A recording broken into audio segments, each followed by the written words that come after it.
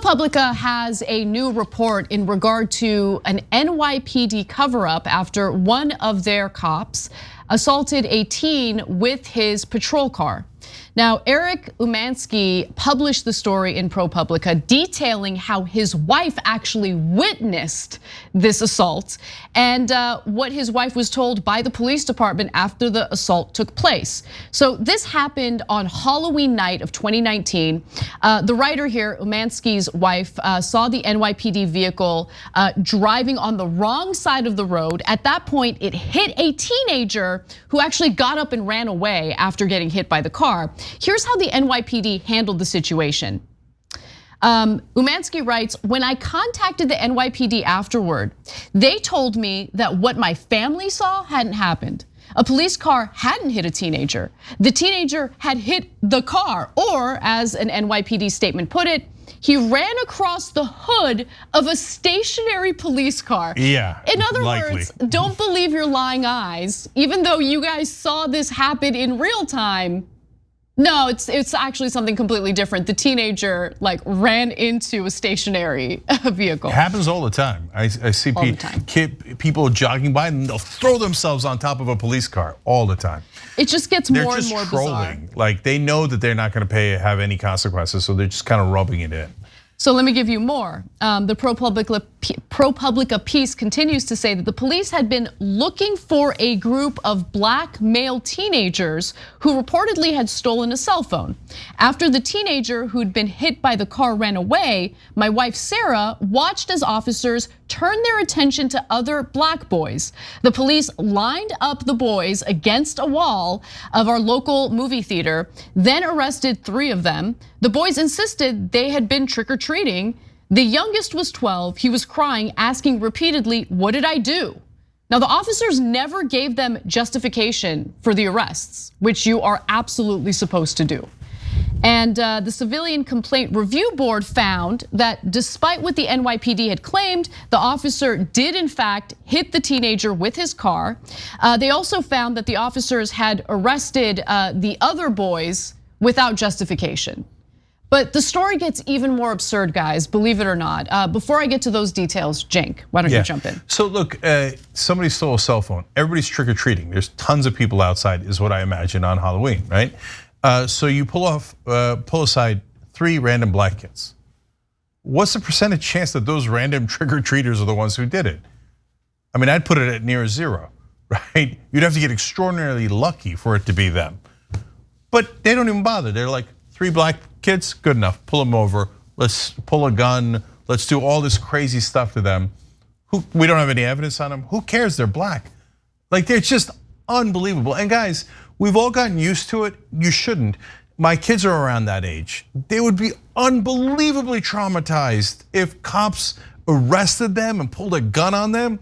But since it happens to black kids, we're like, oh yeah, that happens to black kids. No, it shouldn't be, oh, that happens to black kids. It should be an absolute outrage every time. Now let's talk about this Civilian Review Board, because this has been a proposed solution to what we've been seeing with police departments across the country, right? We need to have trust in our institutions. You're not gonna have trust unless there is community involvement in accountability, ensuring that they're investigating these things impartially and carrying out actual justice when there's wrongdoing by police departments or by police officials. But it appears that this Civilian Review Board, even though they did their investigation and they found wrongdoing by the New York Police Department, is not really taken seriously, and the NYPD can just reject what the Civilian Review Board finds and what they recommend. And that means that it's pretty useless. If it has no teeth, if it can't really enforce anything, then what's the point of having it in the first place? Now there is a point here, because at least we know there was an independent body that actually did the investigation, and we can get the truth as a result of that. But there needs to be an enforcement mechanism in place as well, and that is not the case.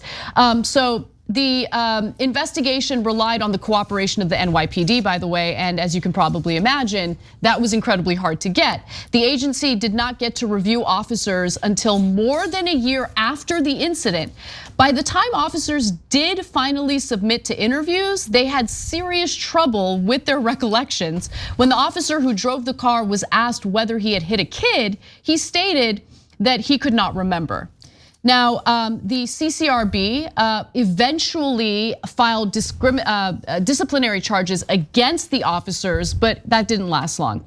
According to ProPublica, the NYPD had informed the CCRB that it was invoking its authority to unilaterally end the cases against most of the officers the civilian agency had charged with misconduct. No disciplinary charges would be brought against them. Instead of letting the CCRB's disciplinary process play out, the NYPD said it would handle the cases internally, which means no disciplinary charges whatsoever. That's how they handled it internally. Okay. So let's review how much of a joke this is. So this independent board says you guys did it and your delays are preposterous. They called the delays, quote, extremely substantial delays. So they don't offer the cops for over a year, they don't cooperate for over a year. And then finally when they do, and the board looks like they're gonna find the cops who've done something wrong, which by the way, they often ignore at the end anyway, I'll get to that in a second. NYPD just comes in and goes, no, we're done with you. It looks like you're right here, so that annoys us. So we're not participating anymore, and you're not gonna get to do anything to us. This is not how justice works. These folks are paid by our taxpayer money.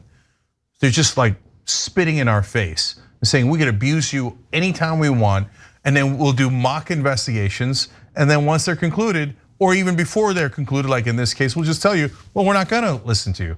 We don't care at all.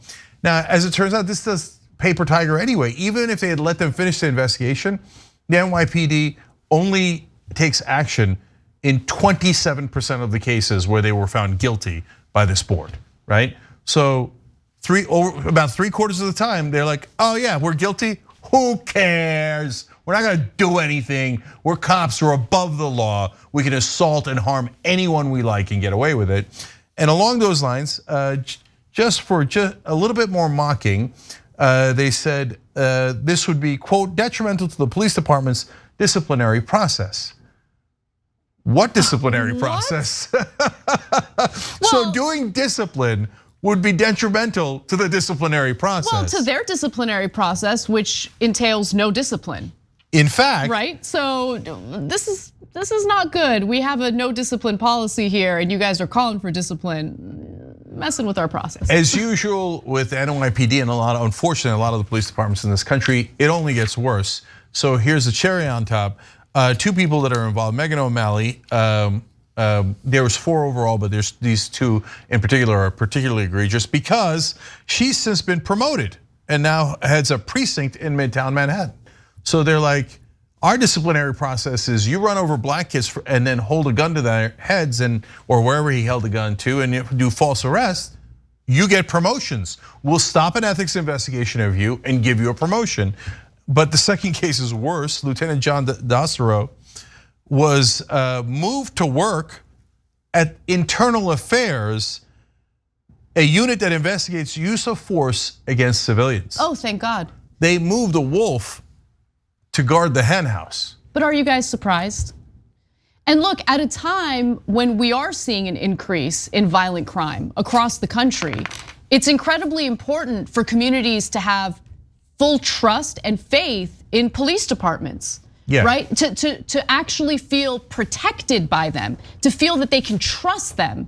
And it is a dangerous cocktail when you both see an uptick in violent crime and communities continuing to fear police departments, fear police officials, rather than trust them to protect them and their safety. Like, it is a disaster. Because honestly, I mean, look, what do you do? What do you do when you feel threatened by someone? When you think that you might be a victim of a crime, but you don't trust the police department to protect you?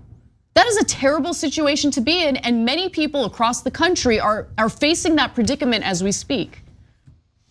Yeah, the NYPD is trash. De Blasio, when he was in charge, should have broken up their leadership and actually gotten police that were going to protect the citizens and all of the citizens. Instead, he played footsies with them the whole time, and they hated him for it anyway. Yep. Well, don't go halfway. Actually reform things. Now we have a guy in there, Eric Adams, who has been very friendly with the NYPD and probably will let them run amok. Thanks for watching the Young Turks. We really appreciate it. Another way to show support is through YouTube memberships. You'll get to interact with us more. There's live chat emojis, badges. You've got emojis of me, Anna, John, JR. So those are super fun. But you also get playback of our exclusive member-only shows and specials right after they air. So all of that, all you gotta do is click that join button right underneath the video. Thank you.